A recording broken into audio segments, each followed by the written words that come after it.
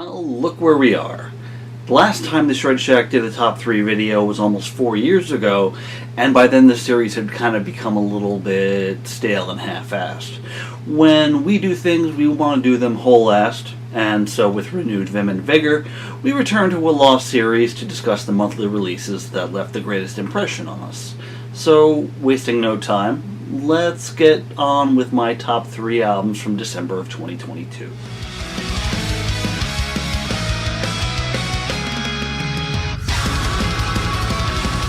As nu metal neared its decline in the early 2000s, I found myself transitioning toward a different frontiers of heavy metal, planting firm roots of endearment in power metal.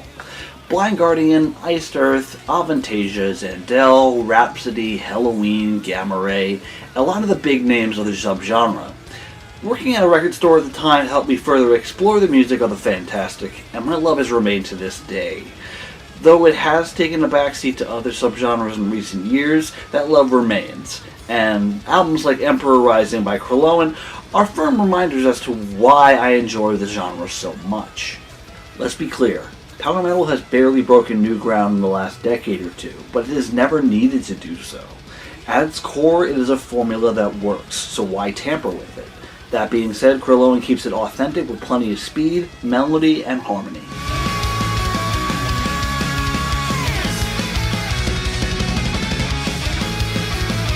It's hard to find flaws in such releases because they are often by the book and viewed as too derivative of their forebearers, but mimicry is indeed the most sincere form of flattery, when it comes to music at least, especially power metal. It's always an enjoyable listen, so it's easy to forgive bands who return to the well so often.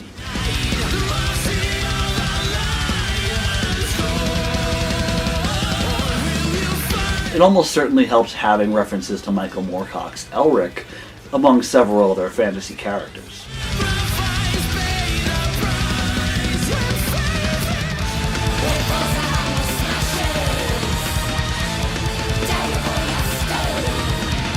That I'm not aware of every artist or style of heavy metal out there would be an obvious statement, so I normally walk into a lot of new releases blind and without expectation. Thinking comedically, Hammers of Misfortune is a band that reminds me of an old Looney Tunes cartoon where Wile E. Coyote tries to catch the Roadrunner with a giant magnet, only to get everything else but his expectation.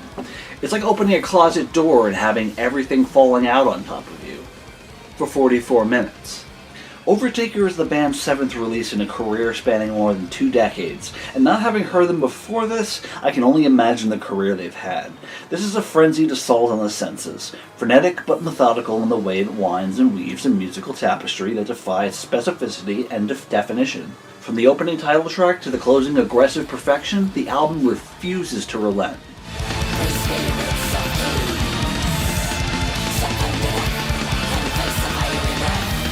Much of its charm lies in the near inconsistency of its songs, mashing thrashy yet technical instrumentation with a foreboding keyboard presence and a playful yet malicious vocal delivery. It's like throwing everything at the wall to see what sticks.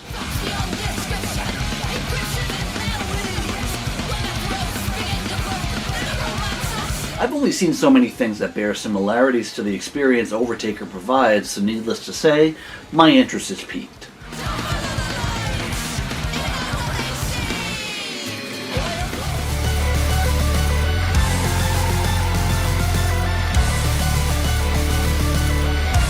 At its core, heavy metal is not complicated.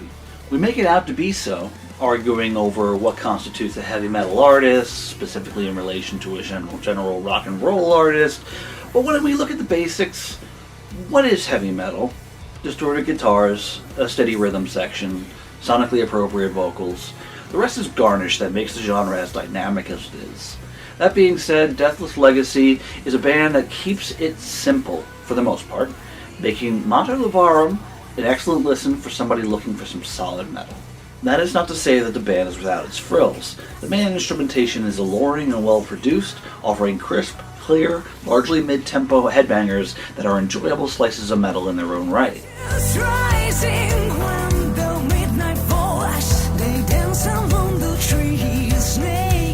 However, one of two weapons Deathless Legacy employs to their benefit is keyboard passages that are not simply atmospheric, but more so a voice of their own.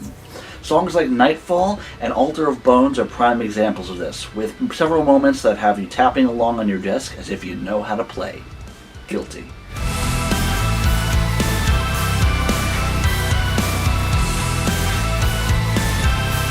On the other hand, one of the single most important things to me for any artist is a propensity for great vocal hooks, and Deathless Legacy's capacity for that is evident from the opening track, Ora Pro Nobis.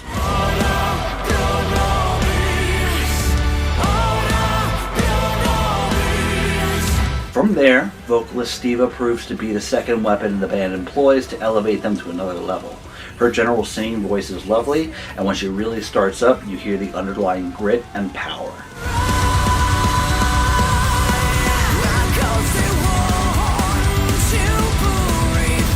Deathless Legacy, new to my ears, and this certainly won't be the last time you hear about them from me. So those are my top 3 albums for the month of December 2022. Feel free to let us know your favorites from last month in the comments below. January is a stellar month for new releases, so be sure to tune in next time for the top 3 of January 2023. And until then, I'm Dan Mack, representing the Shred Shack, and we are The Slime.